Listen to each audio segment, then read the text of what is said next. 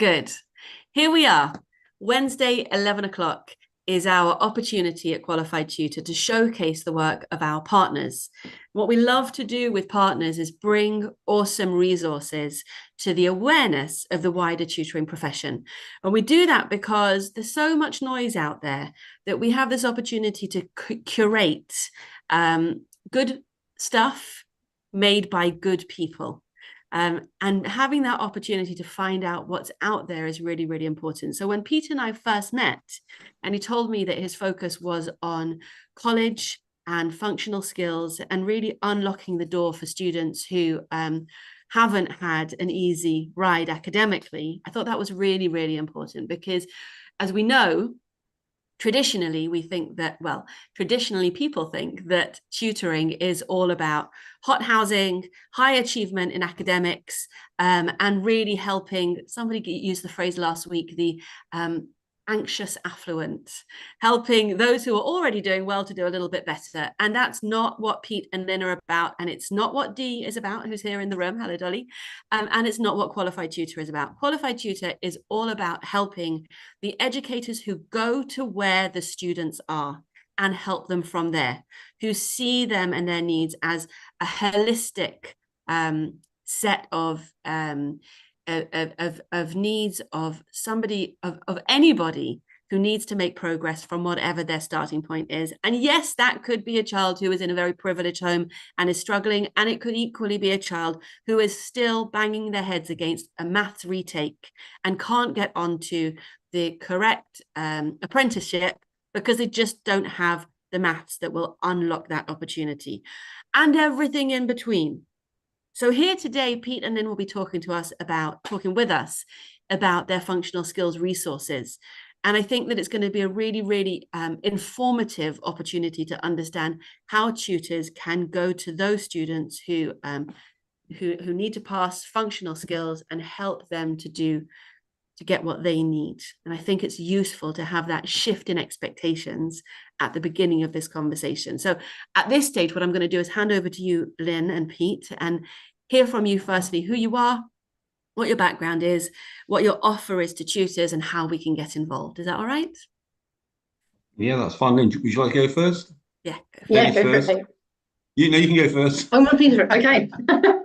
Hi, everyone. I'm Lynn. My background, I guess I've been doing functional skills or skills for life or English maths, all the different words it's been called over the many years, for probably about 20 years now, I would say.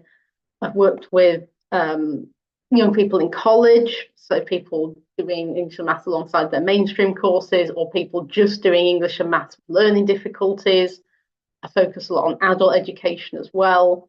And then I moved slightly more into the apprenticeship side of things.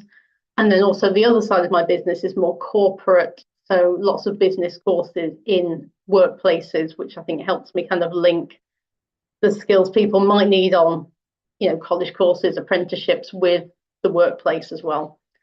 So Pete and I sort of put together this functional skills resources website in order to sort of, I guess, fill in lots of gaps that we thought, we've seen ourselves, I guess, over time. So I think your point about, I think your point about, don't worry, Lynn, we're not very linear here. We go around in circles, it's fine. I think your point about workplace focus is really, really interesting. I had a conversation with a college a few weeks ago for one of my kids, and I was so struck by the fact that she kept talking about, the admissions person kept talking about, this person is working there, this student is in this work at the moment. And the word that kept coming up was work. And I think having that purpose in this conversation, for what the outcomes of the students are and what work they're going to go into becomes really, really interesting, doesn't it? You don't get that focus when you're on an academic track. But since we're focused on a vocational track, it really is the key principle here. It is, and I think 99% of people who are doing one of these courses are at some point going to go into the workplace, or they're already in the workplace. So that's often the end goal, is getting that right, that right job, or changing the job, or adapting the job in some way. So it makes the whole conversation purposeful. I think that's really, really interesting. Definitely, and that's one of the things we didn't want with our resources. Even if people are, working at entry level, we didn't want the resources to be sort of John's got 5 sweets and Jill's got 3 sweets, and Look at Pete's face. yeah. No Johns and Jills and sweets. Yeah, we wanted to try and be something that was still around work and things, even if it's at a slightly easier, level. It's That still seems to be wise. it's still for adults, because we class everyone as an adult, even if they're 16. They're moving towards being an adult, and we want them to feel like they're being treated as adults with the resources as well. Fantastic. Pete, go ahead. And Dee, I am going to ask you to introduce yourself as well, because it will be useful to Lynn and Pete to understand that you're working on functional maths in your case, right? Awesome. Go ahead, Pete. All right, G. Hi, Julia. Thanks for that, Lynn. Yeah, hi. I'm Pete Middleton. Similar to Lynn, I've been involved in functional skills for many, many a long year, going back to October 2006, to be honest. I started off working for Nottingham City Council, teaching English and maths to a lot of the deprived parts of the city. And from there, I've just been involved in the industry for many years, because it's of real strong interest to me how we can develop people from not always, less affluent areas, backgrounds. It can be from all kind of backgrounds. And I've worked in prisons. I worked for an online provider, which links into what we're doing now. I now work one-to-one with young people excluded from school. And I think, without going on to repeat too much what I might say later on, is me and Lynn have identified at early stages. No offense to John and Jill, or whatever the name was, it could be Jack and Jill earlier on, but we don't want resource which are 5 plus 13, because we strongly believe that there's like an ethos to try and make these people kind of work ready and give them work life skills, which I'll talk about when Lynn opens the presentation kind of later on. And we always try and aim and link it to real life situations. So this is just off the top of my head, nothing to do with politics at all, sort of. But we could even say in a classroom situation, we've had a change of government now. What happens in next year if tax goes down by 18%? What things are going to look like? So we're not really trying to influence people's political decisions, because obviously that's up to them. But we're trying to make a real life situation that Keir Starmer and Labour are now in charge. There's going to be changes to the country, and make it real life. So when you go into the workplace, before I think it's like £12,500 you don't pay tax on. Labour might increase that, they might decrease it. Tax is currently at 20% up to a certain level. It might come down to 18, 19, or it might go up. Whatever the ramifications are, it's a real life conversation. Perfect. That is really, really helpful, and leaves them feeling like showing up for every class is going to leave them better informed. So it's not just about the exam now, is it? No, and that's what we want them to do, because we want them, I was thinking about this before I came on the call today. We want them to feel that when they've read our resources, they're getting something from it. And we don't want 5 times 3 or, 96 divided by 12. We don't want that, because we know they're going to be bored and they're going to be disengaged. And I can certainly talk about the learners I work with. If you were going to see them regularly with worksheets like that, I'm not about the odd one occasion, because everyone's allowed a bad day. But if you do that repeatedly, they're not going to attend. They won't attend. That's right. That's right. These are people who haven't had a good experience in learning, and you have to make things feel relevant to them. Dee, I know that's what you do. Sorry to call on you when you've got your mouth full. Yeah, I'm sorry. I'm sorry that I'm having to eat. My day's been a bit disrupted, because the only slot I can go to the gym is lunchtime, so I've just had to fit things in. Yeah, I don't have a huge amount of experience with functional skills. When I have had to look at some of the papers, I have been somewhat horrified at the way that they're presented, because this is my understanding is that this is a qualification for those who don't feel that they can succeed with the GCSE syllabus.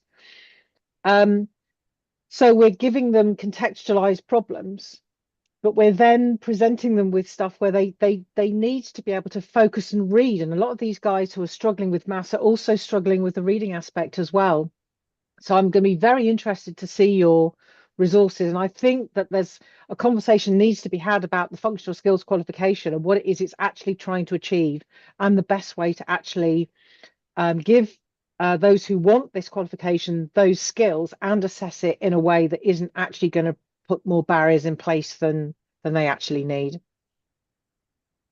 Gosh, thanks, Dave. That's probably that's a bigger topic than we can probably deal with ourselves. But I think I definitely agree with you in the sense that it's so hard to make qualifications spot on. And I think the accessibility of the main thing I find for people is understanding the question that they've asked you is the biggest barrier.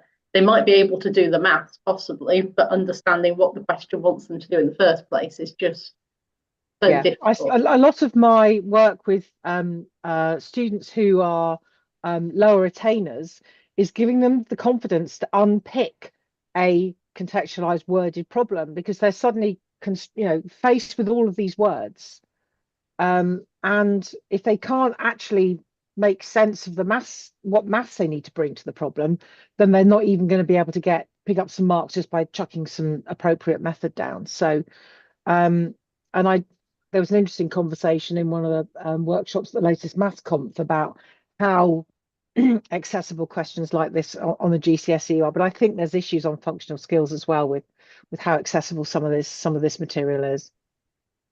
No, that's true. I guess that's the problem with making it functional, is it has to then have the kind of words around it, which GCSE doesn't, and that makes it easier for some and harder for others. It's this sort of age-old argument, I guess, that no one's probably ever going to win. I'd love to just dive in for a second. Firstly, I think Pete, I think you've done a blog for us on the sort of the wider idea of the functional skills curriculum, haven't you? Yeah, I have, Julie. I think for me, dear, I was listening to that quite intently. A couple of things. One of the things I was thinking, Dee, when you said that is when we look at the makeup of some of the learners who do the exams as well, is English always their first language? So I've seen learners from Iran, Iraq, Afghanistan. Just off the top of my head now. There'll be other Poland as well, Ukraine, and they've looked at some of the exam papers, and because their level of English isn't high enough, they can do the maths part of the exam. They can do it, but it's the wording they don't get. So I think also when we talk about purpose, when we're writing, what's the purpose of writing questions? Well, whatever the question looks like, it's got to be clear. And if you went around a room and asked 10 people if they think this question's clear, you might get a different response from everyone. But I know people have been in this industry a long time, not just myself and Lynn. Sometimes look at exam questions, and I feel your frustration because they're actually thinking, I'm not quite sure what this question's asking myself. Now, to answer your earlier point about what it's trying to achieve is, which Julia's kind of put, made me see what the blog was writing about, is I think this is seen as an alternative to GCSE grade 4 because there's so many failures, as you know, as you're nodding, in college, certainly in colleges, where people GCSEs after GCSEs and then failing. And I think it's really that functional skills gets a bit of a raw deal because there is a bit of educational snobbery around this, that people say, well, somebody got functional skills grade 2. Sorry, they got the grade 2 or level 2. Sorry, not grade 2. They got a functional skills level 2. That's quite not the same as a GCSE grade 4. But, you're splitting apples and oranges here. If it gives you an equivalent qualification, now I'm conscious of the fact that the notes I got from Adette and Julia talked about don't sell. But we have to give real stories. And one of the real stories is we had a girl last year who worked for Lynn and I, more with Lynn than myself. And she used our platform and she did some sessions with Lynn. And there's all, she did a recommendation for us and everything else. And she was trying to get Nottinghamshire Police. And I met the girl a couple of times myself, lovely girl. And interestingly enough, Dee and Julia, she got a grade 8 in English language, but she couldn't get her maths. And Nottinghamshire Police said to her, if you get a level 2 in functional skills, we'll accept that as equivalent to a 4, which she did. So that's the kind of thing we're trying to, this is the thing. I think there's a lack of kind of understanding about what functional skills are about and how it can be used to help people in the workplace. Fantastic. So I'm going to ask you to get started on the presentation now. Let's roll your sleeves up, and because I think we've given ourselves enough context, but I just want to pull on one word that Dee used before, and that was attainment. You spoke about low attainment. We're not talking about low ability. We're talking about the fact that academically, these people haven't attained high grades, but we're not undermining their ability whatsoever. For example, in the case of that girl that Pete just described, she was perfectly able, but for whatever reason, the attainment wasn't there. She hadn't achieved those things. So separating those two things out becomes really, really important when we talk in Qualified Tutor about learning without limits, about having an approach for every student that they can reach heights. They are with the right support, they will be able. And that's a really important mindset to go into with any student, to not cap their opportunities. So Pete and Lynn, would you go ahead and start showing us exactly what the resources are and how we can make use of them? Yes, so hopefully I've just started sharing with you there. So yes, you have. Do you know that you've actually got lots of your tabs open? It might be visually easier for us if you close some of those tabs. Right, yeah. I'm someday I must have a million tabs open, or I get very distressed without all my tabs. So, there. Thanks, Emil. Thank you. So that's the website, functionalskillsresources.co.uk. Exactly. Yeah, that's it. And there's free samples on there as well that anyone's welcome to take a look at. And we're just going to kind of show you a few of the different sorts of resources we've got, maybe give you some ideas as well of things that you might do yourselves, or what the resources look like, how we've kind of put them together. So we've got a few that we've kind of picked out that we'll showcase, and then if there's time, if anyone wants to see any particular types of things, we can also do that. So I thought I'll start with a maths one. And what we have, just to give you an idea, within maths and English, we have how-to guides, activities, some videos, some PowerPoints, some revision materials, and teacher resources. So, and then separately, we've got the life skills, which Pete's going to talk a bit more about later, because that's his sort of, that's his speciality area, shall I say, that's his passion, is the life skills part. My kind of, the bit I love the most is the how-to guides, just because for me that was the gap I was always finding when I was teaching. There's lots of great resources out there, lots of great worksheets, but let's say somebody doesn't understand the topic and they want to be able to understand it. I wanted something that showed them how to do it with an example, and then they could try it themselves. And that was what I was finding wasn't necessarily easy to find out there. It's something I had to spend a lot of time looking for. Then obviously sometimes make your own as well.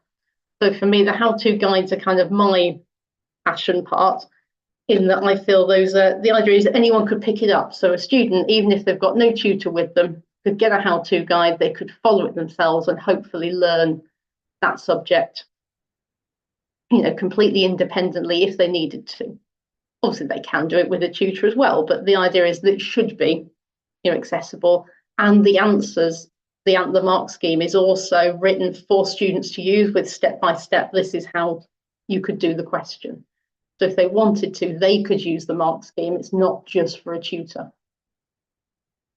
So I thought I'll show you one of those first, which is a maths one. We're up to about 335 resources at the moment. We do want to get one of everything at some point, and that's sort of what we're working towards. So we're getting close with the how-to guides. Then or the PowerPoints, it's the activities. So we don't have one of everything yet, but we're getting towards the goal, I suppose. We've noticed recently entry level has become such a high demand area, so that's why I thought I'll show you an entry level resource first, which is an entry 2 resource, and I thought I would show you one on time. So if you and anyone once they've subscribed to the website can download any and all resources that they want to. If I clicked on the how-to guide, that would open in a separate window. So I think you can see that actually, can you? It has opened on your screens. And what I've done with the how-to guides is we try and keep the formatting and everything very consistent across everything on the site, because that's one of the other things we really wanted to do, was make sure that you don't need to think, what's it going to look like, or how's it going to be set out. Every how-to guide will look the same. So you can sort of be confident that if you pick one up, you'll know how it's going to be set out. So we always start off with a skills check.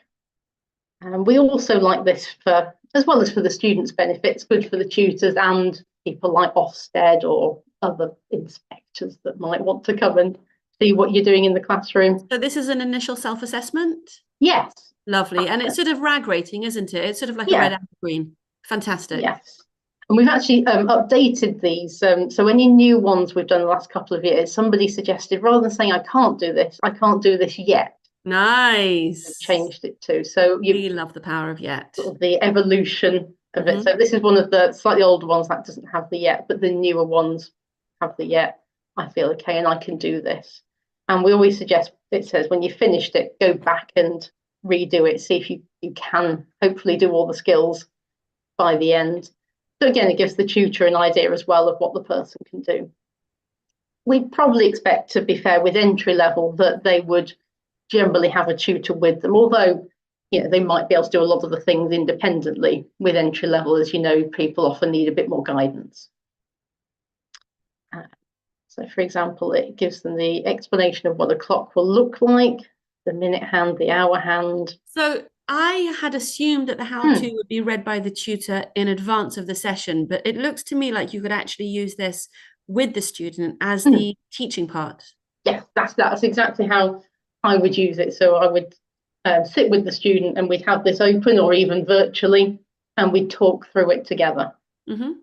Or, as I say, if they can, they could read it for themselves. Obviously, at entry 2, they might not have that, the reading skills to read it on their own, but they should be able to at least read it along with the tutor.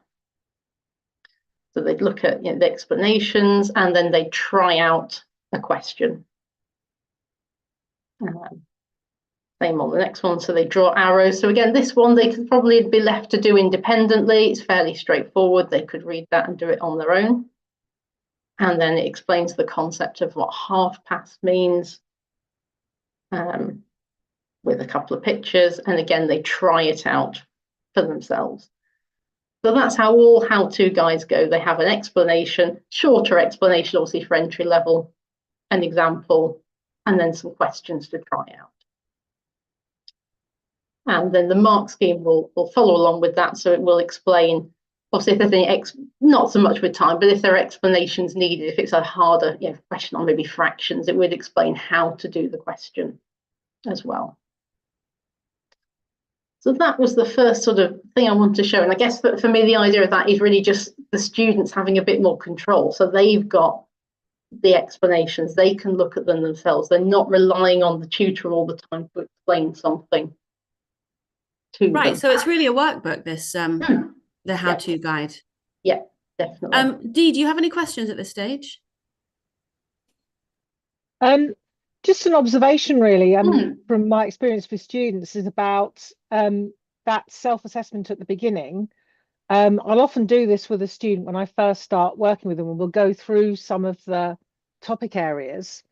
And often they won't necessarily recognize the language that's being used to describe the skill that they need. And also they'll see something and say, oh yeah, I know how to do that. And then actually you give them a question to do and they don't actually know how to do it correctly.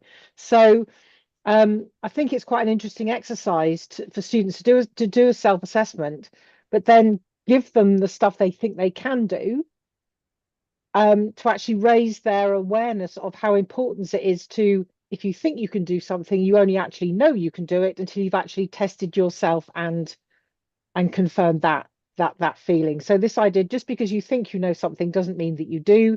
You need to test yourself, and you need to keep regularly testing yourself to do that retrieval practice as well. Yeah, I think that's a really good point, because I tend to find you get the students who think they can do everything, which in some ways is good to have the confidence, but as you say, they don't always actually know. Or the ones that immediately say they can't do everything because they just feel that they're terrible and rubbish and all of this. So yeah, and pitching an assessment at this stage can be quite difficult, because you don't want people to you don't want students to feel they can't do stuff, but they then, so you want to make it fairly low stakes and achievable, but you also then don't want to make them feel like you are patronizing them because you're giving them stuff that's really easy. So it's quite an interesting challenge at that stage of working with a student. Definitely. Is And there what an equivalent with TEFL here? Because it's really adult education, isn't it? So that point about not being patronizing that Dee made there, it's sort of more equivalent, because most of your students are under 18. right? But in the case of I have functional skills, I have worked with one adult a couple of years ago who needed a grade 4 in order to go from being a whatever it was to a full-time TA or something. So I have worked, but most of my students are under 18. Interesting. yeah. And what I fancy, which I didn't think would be the case, because I say, because I work with sort of every age going, is that the sort of 16, 17, 18-year-old students are the ones that take this skills check the most seriously. And I wouldn't have thought that necessarily. But the last few weeks, I've been doing a few of them at level 1 and 2, and they always carefully go through and really think about each box and tick them, That's which I really just hadn't sort of thought that they would necessarily. So. Yeah, Dee and I have spent a lot of time talking about the importance of metacognition, and asking people to reflect on what they do and don't know becomes really, really informative, doesn't it? And as you said, Dee, what I try to do with the skills is put it in a way that makes sense to a student, because as we know, on the curriculums, it's written for teachers, it's not written for students. So like where I say, tell someone what the 2 hands on the clock are, that's not what it says on the curriculum. But hopefully that would make sense to a young person or an adult. So I'm going to go on to a different sort of product, which is a PowerPoint, just to give you something completely different. I'm going to do an English PowerPoint now. And the PowerPoints and things are designed to be used either alongside the guide or separately. Because we've had quite a lot of demand for PowerPoints as well, actually. That was one of the other things people wanted to have. So I'm going to show you bias. That's the one that Pete said this was his favourite one, this section. So with the PowerPoints, they download as a separate file, and you can do that with all of the PDFs. So everything's downloadable for you to save on your own devices. So I'll just give that a second to open. I think I'll probably have to start a new window just to be able to show you that one.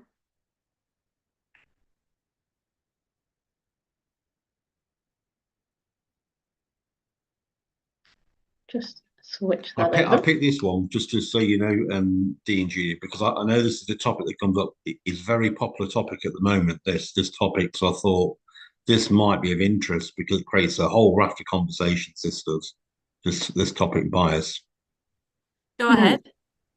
Yeah, and it is one of the more difficult ones, I think, at level 2 for students to sort of get to grips with. So alongside bias, we're talking about critical thinking, aren't we? And we're talking about how with social media and, access to true and not true information online, it is crucial. Well, absolutely. It's a wider conversation in terms of PHSE with learners as well, that we're all open to bias. I mean, you go on a holiday in a bar in Spain and somebody can stand next to you just because they're British or they're English, and you identify as maybe some of the characteristics like them.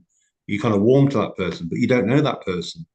And it can be the same in interview processes where people go to interviews, and if somebody's worked at the same company as they have before, there might be kind of a fuzzy feeling, but they don't know that person. So I think it is critical thinking skills, Julia, definitely. Fantastic. So I'll just do a quick flick through on the PowerPoints. They all, again, have a similar feel. So it tells you what you should be able to do by the end, and explain what bias is and identify examples of bias. Have some question boxes. So again, to make the PowerPoints more interactive, there's often activities or questions within them to think about as a group or as an individual. So this one suggests you write down your definition and share it with the group if you feel able to. It talks about what bias is, obviously here, when we might see it. A bit more of an explanation to spot it. As you mentioned, Julia, spot it when you're reading or watching something, not just when you're doing your exam, but more in general life as well. How are we going to spot bias? It's certainly one of the things that English tutors educators of English are really, really focused on at the moment, is the critical thinking skills. That and RSC are the two real buzz buzzwords at the moment. Interesting. And then we've got a football example, because I always think sport is a sort of a way for bias to be really understood by people. Because even if people don't like sport, everyone knows a little bit about sport in some way. So it's a good way to sort of get into the conversation about it. And obviously, if you want, the tutor, you can put names to the teams. If you live in an area where everyone supports a particular team, you can bring that in. Also talk about the idea of a referee being impartial, because I found the word impartial is one that people don't necessarily know the word or understand the word. So it's one way to bring the word in for a discussion. And then we have a few examples, specific reasons why someone might be biased. So we've got the general example, like connections with family and friends, and then a specific example of that. And this could be a time the tutor might want to ask the group to see if they can think of another example as well. So we always say to use the PowerPoints, how they work best for your group. Depends on the time you've got as well. Some people are very limited on the time. Some people actually have a really long time to fill if they're, particularly people maybe in, we've just connected with quite a few special needs schools where perhaps they spend, a lot of hours a week doing one particular topic. They might want to pad things out a bit more. So it kind of gives them the opportunity to ask extra questions. And then, for example, other examples, financial gain. Done an interesting example here about people selling, essential oils, because that's, a big issue, but something that students or adults, particularly adults actually, will encounter on social media, friends trying to maybe sell them things, and they need to be careful about what they buy into on the internet. Personal environment one, political example, cultural. Again, they may want to bring in some other examples. It may not be appropriate in your group, depending on the group makeup. Personal beliefs, and some of these could also then branch off into discussion topics. For example, this one about tattoos, that you may want to turn that into a full discussion of, is it good to have tattoos? Does it matter if some people have them and other people don't? Is there an issue in getting employed if you've got tattoos? That all things that could be turned into a discussion. And then this one, so Pete kind of did this earlier. If I'd have said this and Pete was there, he would have given the example about going to a bar in Spain. So it's another chance for the group to dive in.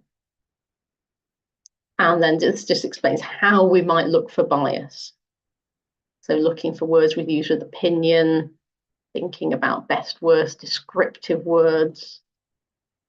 So this is sort of the more standard just guide, really. So how would this be evaluated in a examination context? And what I'm seeing from this jumping off point for a discussion group. Yeah. So what are the outcomes that need to be achieved from a presentation like this? Yeah, so what they will go on to do next actually is then have a go. So they're going to read an extract on the next slide, see if they can spot examples of bias, which is what they would be asked to do in the functional skills exam. Is here's a text and give an example, depending on the wording, it might say, give an example from the text that shows the writer is biased. So that's what they're now practicing as a group on those slides. And then obviously the how-to guides and things alongside that would be more for the individual practice, that they could then go and do that on their own, whereas the PowerPoints are more to do as a group. But obviously, depending how you organise your class, you can get everyone to write down their answer first, so everyone's got one, and various ways of organising things. So you'll see, I'll just show you the example on this one, is one to do with fitness. So we try and kind of embed other thoughts as well. So fitness, keeping fit, eating healthily, are things we kind of try to embed within lots of the different texts that we have as well. So I'll stop that PowerPoint there unless you had any other thoughts. There's a couple of other examples afterwards, but I'm not wanting to bore you with too many different slides there, unless anyone had any questions or any thoughts they wanted to throw in at that stage. I think, Dia, I figure since you didn't unmute, there wasn't anything. No. So I think for me, just a sense of you've got 300 resources that are like this. So if a tutor is working on both maths and English functional skills, is there enough here to cover everything that they need with a student to go from 0 to success? Not yet, unfortunately. Just I would say at level 2, we're nearly there. So if you're doing level 2 with students, we're close to having, we've definitely got a how-to guide for everything at level 2. Mm-hmm. We've got some PowerPoints, some activities. Mm-hmm. We're currently populating entry 3 maths is our current focus. So that will be the next thing. That will have a how-to guide, a PowerPoint and an activity for every single topic. Mm-hmm. And then it's kind of cascading down from there. We started with level 2 just because we thought that's what everyone would want. Mm-hmm. And then once we'd started level 2, people were going, but where's the entry level stuff? And then they go, but where's the level 1 stuff? And so we people are like that, aren't they? Yeah. It's probably all the same person that's asking you those questions, isn't it? Because the happy people just quietly go ahead and use it. True. It is interesting how many different, we've had a lot of schools that want, everything, like colleges, then prisons we work with, and it's sort of all the different people just want something slightly different. So that's why we've kind of got a bit of everything, and we're sort of working towards having that full set of resources. So yeah, we always say to people, so we never want people to buy it thinking everything's there. So we always say on the front, we've got around this many. If anyone ever wants us to send a list of all the resources, we will send that list of 336 things so they can see if there's enough of what they want to kind of justify them subscribing. So that's always a key thing for us, is making sure people know what they're getting, I guess. Are you going to go on to tell us how much the resource costs? Yeah, we can go and we can do that now if yeah, you can do that now. It's all on the website. Yeah, all on the pricing section. So feed us, Pete. That's what we need. Yeah, it is. Because we hate it when you can't see how much something is. Totally. It really annoys us. So the options are, you can buy as an individual or you can buy as an organisation. If you buy as an individual, you can pay per year or you can pay per month. Obviously, it works out cheaper if you pay for a year. It would be silly for maths-wise if we did it the other way around. And for an organisation, we've got a price for 1 to 25 users, and then also for larger organisations as well. You can see the prices there. So they're all on the pricing section. You're not sharing screen at the moment. Oh, is it? We're still on Pulse Fitness Studio. Forgot to go back to the. That's okay. It's just whether you're sharing screen or tab. Yeah. Yeah. Should have switched over now. Has it managed it? Yeah. Has that gone on to the pricing now? Dazzling, yeah. You have, yeah. Yeah. So you can see, £100 a year for an individual for a year, or £11.97 a month, or starting at £379 a year if you're an organisation. And we are doing an offer through Qualified Tutor that Julie, I think, is on one of the sections, isn't it, on the website on Qualified Tutor, isn't it? Yeah. So what is the special offer? It's 20% off an annual subscription. Fantastic. For life as well, not just for not for now, not for today. That's fantastic. Thank you. But that's there, and it's also hopefully fairly easy to buy. But if anyone has any problems, obviously they can just get in touch. But you should just be able to click join, sign up, and then you get a password, and then you just log in, obviously, to everything. So it's one password for everything, and you get access to all the resources now and into the future that we add. So we normally try and add at least 2 new things every month, sometimes as many as 10. It just depends on the month. So there's always depends what else is happening in the world. Exactly. What else happening in the world. Yeah. But you know what? And I think this is why this is a really well-timed conversation. The summer months are when tutors get their ducks in a row for the coming academic year. And sometimes that means doing tax returns, and sometimes it means exploring new resources, but it can also mean exploring new avenues for finding new students or new specialisms. And this, I would suggest to many of our members and people watching on LinkedIn, could be a new specialism. So working in the functional skills world may be something that people aren't used to. They may well be mostly used to secondary tutoring, primary tutoring, university applications. And this, as you're mentioning, working with colleges, working with prisons, becomes a really powerful, but also a new lucrative area to sort of explore as a tutor. So what we can talk about here going forward in this partnership will be not just what resources to use, but actually how to find that work.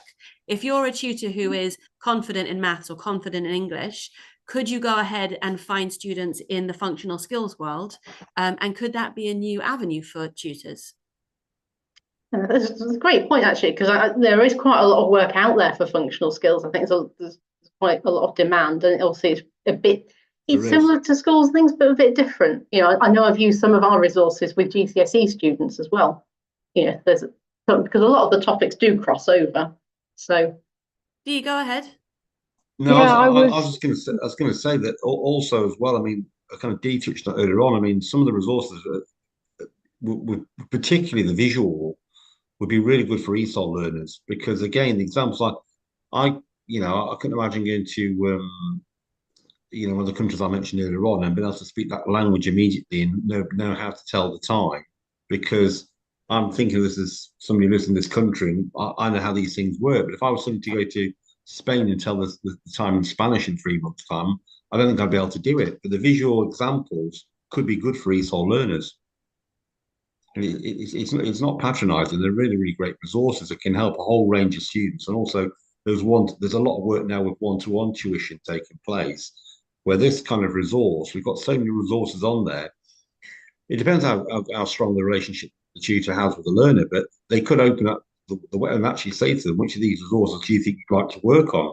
You know, there's so much scope to do that with this resource. It's not as clear cut as GCSE, because we can kind of bend the curriculum a bit.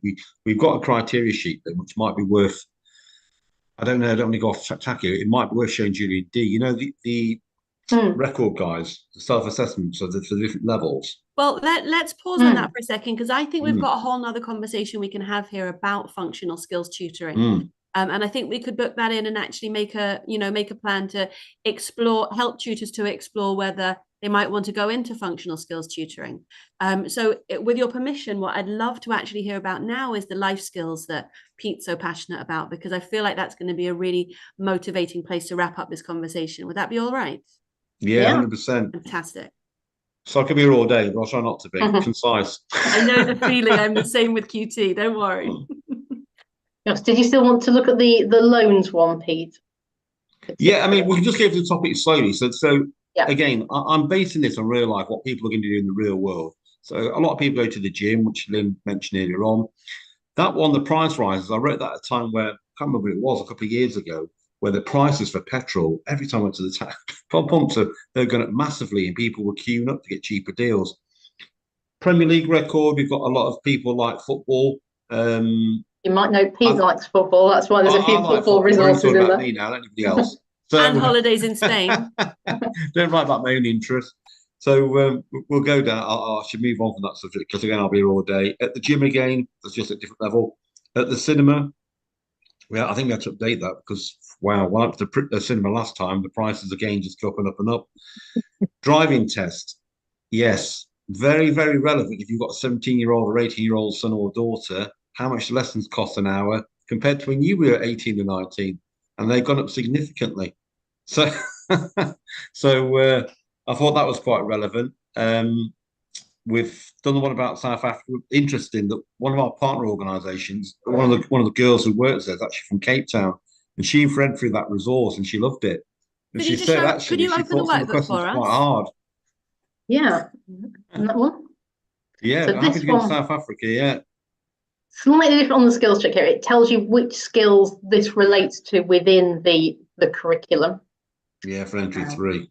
So always have a little little introduction. So we try and put it in a context of, well, Pete, I'll let you talk about the context here. Yeah, no, well, there's some example there, some of my family real names in there. So I threw that in there. I've been to Cape Town anyway, so, so I felt quite knowledgeable about it. So that's just the introduction. So if we go down, and then it's just in this example here, you know, it's going to be about, it doesn't matter that Jordan's going from London to Johannesburg. You know, again, we're talking about wider skills, about a budget. You know, if you're going to go to Spain or wherever you want to go to, what's your budget to go? So it's giving people real life skills. And then thinking about, if you've got that budget, are you within that budget? So it's not just about adding and taking away, it's giving them real life. If you go away, this is something you've got to do, you've actually got to do. And if you go above your budget, what does that mean? You know, so that's obviously a big no-no. So as we go down, this is stuff, again, real life things where, you know, you go to, and this is South Africa, it could be talking about East Midlands Airport, but you might have a Ryanair flight and your baggage is an extra 2 kilograms. Julia's bag's a little bit heavier than it should have been. And she's thinking, flipping heck, I'm going to pay an extra 30 or 40 Sorry, pounds. You know, I you feel don't like want to you've been do speaking that. to my husband, Pete. Hey? Have you been speaking to my husband? No, I haven't. I'm just trying to make this real life. How did you guess? Hey? Too many shoes. Yeah. So too many shoes. Yeah. Malda Marcos. So again, they're just real life examples about suitcases, etc. And then there's a question there about 12 and 24-hour clock. This is all part of the entry 3 maths criteria. So all the questions are linked to the criteria, which is the skills checklist that Lynn had earlier on. So then if we go down to the bottom, question 4, that's about fractions of an amount. How do you get your answer? Show a check. Round answer to the nearest 10. Yeah, it's adding, taking away, make it real life. Now, this is again conversions. We're looking from the pound to the rand. These are all major cities in South Africa. Rand to the nearest 10 degrees. Bit of extracting data at the bottom, which is the warmest, which is the coldest city. So, I mean, traders to why I've used Fahrenheit, but that's just because I'm a weather forecaster by training. oh right, yeah, I don't know why. I don't know what we did actually. Honestly, I can't remember why. But Bloemfontein 82, yeah, Fahrenheit, yeah. I don't know. We just did it that way. But again, that could be. This is for entry 3. But if we were looking at level 2 learners, and this resource is set for entry 3, you could actually ask them the temperature in Johannesburg, 71 degrees in Fahrenheit. How would you convert that to Celsius or Port Elizabeth? So we could, we could extend it depending on the learner you're with. You know, if the learner's getting on really well, we could kind of encourage them and push them on to say, when you move on to level 1, level 2, this is how you'd actually do it. So if they were doing well, that's something we could look at. Okay, we go down a bit. Yeah, direction. Yeah. It's interesting actually, because it's one of the newer criteria they added. So there's not as many resources around sort of positions and directions out there, just because it's something that's a bit newer for the curriculum. Yeah. We go down. I think that's where, yeah, pretty much. Yeah, Kruger National Park. Yeah, absolutely. Yeah, Kruger. So again, that's all true.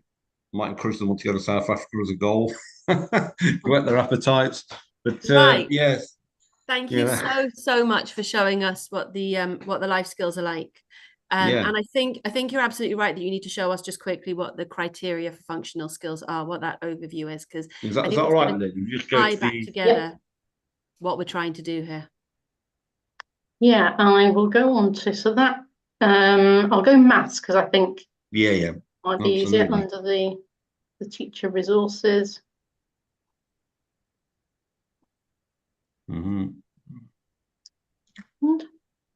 So I call them skills confidence sheets. There's also some of them have tutor review sheets, but if I just show you the skills review one for a level 2 learner, these are basically all the criteria, but written in words that are a bit more accessible. And it's 2.5 pages long. And that's the maths level 2. So you could use that as an initial assessment, and then you could come back to it at various points. Definitely. I always get absolutely. In addition to the self-assessment, there also needs to be some tutor assessment in there. Yeah, definitely. I tend to get people to do this depending on what course. For example, with apprentices, where there's a very limited time for teaching, I'll get them to do this out of 10. Anything under a 5 or below, we will do together as a session.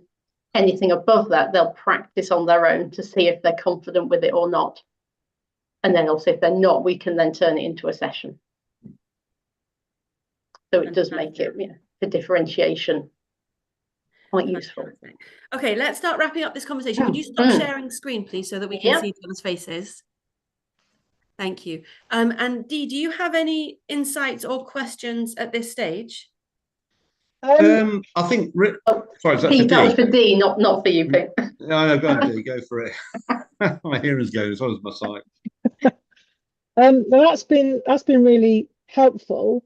As I said, I don't work with any students on functional skills at the moment, but I do work with a lot of students who are working at foundation level. So there's potentially a lot of resources here that would be useful. I love just any kind of skills checks opportunities is really good. Any kind of different kind of resources. And these ones that are, where we've got examples of questions where a student does have to, unpick the language in order to work out what mouse, and the more exposure they have to that kind of question, the better. So it's not necessarily about teaching them how to do it, but just giving them lots and lots of practice to raise their skill level in terms of that, but also their belief in themselves that they can do it. And once they believe in themselves, they're actually more likely to have a go at something they've always perceived as challenging. Yeah, I think that's a great point. It's just getting the more practice at questions, the better everyone gets, isn't it? And especially if they're slightly different as well. If you keep throwing lots of practice papers, it can get a bit tiring. So having slightly different contexts exactly can only help. And Pete, go ahead. I was just going to say, I think what really helps people with our resources, if it was to be in a nutshell, it is going to save you time, which we talk about a lot. Because for 300 resources, there might be things on there aren't for you, but you probably will find something that is there for you, and it takes away a lot of the planning time because we've done that for staff. And again, we're open to ideas. If people look at a resource and they want to put their own twist on it, that's absolutely fine. But that initial time at a weekend where you're thinking, oh no, I've got the kids, I've got to clean up this, that, and the other, I've got to plan for a lesson, you're kind of taking that pressure away. Yeah, it's like that lovely website, Save Our Sundays, which is such a yeah, you've absolutely nailed it. All teachers and tutors want more time. Absolutely right. Lynn, what are your closing thoughts? Yeah, I guess that's what we're really here for, is to help people save time, and just to, I guess for me it was just having something where I knew what everything would look like, rather than have to go to a site and look at 100 things and they all a bit different. I've got to read them all through and work out what they're all about. That for me was what we wanted to do, something that wasn't necessarily online, but that, because so many people don't necessarily have online tools, the teacher might have a computer but the students might not. Yeah. Or you might be in a prison where nobody has a computer perhaps. So it was just doing things that are different. Fantastic. So hopefully they'll help somebody. Could you please drop into the chat how to get in touch with you? So your website and your email address, please. Yeah. Fantastic. And I'll wrap up with some closing thoughts as well, if you don't mind. So for me, this is a really important conversation, because opening the conversation of tutoring beyond academics and beyond hot housing is really, really important. And understanding that the provision for education and the change that we can make in people's lives in education starts with functional skills. It starts with how education changes lives, and that's what you're doing here. And I think it's absolutely right that having a comprehensive set of tools that looks the same, doesn't take up too much of the tutor's headspace or the student's headspace, makes a massive, massive difference. We are all overwhelmed. And many of us are tutoring because we are naturally overwhelmed and juggling lots of things. And so having a comprehensive resource that's covering both maths and English, and of course the life skills as well, becomes really, really helpful in the way that it is comprehensive, in the way that it's a one-stop solution. And I think that's really, really powerful. I think that I would love to have another conversation with you in the future about understanding what functional skills tutoring could look like, for anybody who hasn't gone into that area yet. And I think that it just signals how interesting this profession is that we've been able to have this resource today. The difference between vocational and academic learning is blending, isn't it? The more that we understand that we're really working in a holistic way with a whole person. And so being able to have these conversations in this room. And Dee, I have to say, you are exactly the right person to have here in the room today, because well, also because you're wonderful, but also because your experiences are exactly what we needed to bring to the questioning. So thank you so much. Thank you, Pete. Thank you, Lynn. Thank you, Dee. And it's been a really lovely conversation that I've very much enjoyed. Thank you, Dee. Thanks again. Thanks so much. Thanks for your time, Okay, thank guys. you so much, both of you. Yeah, thank you, Dee and Julia. Thank you. Bye. Take care. Bye. Bye. Bye.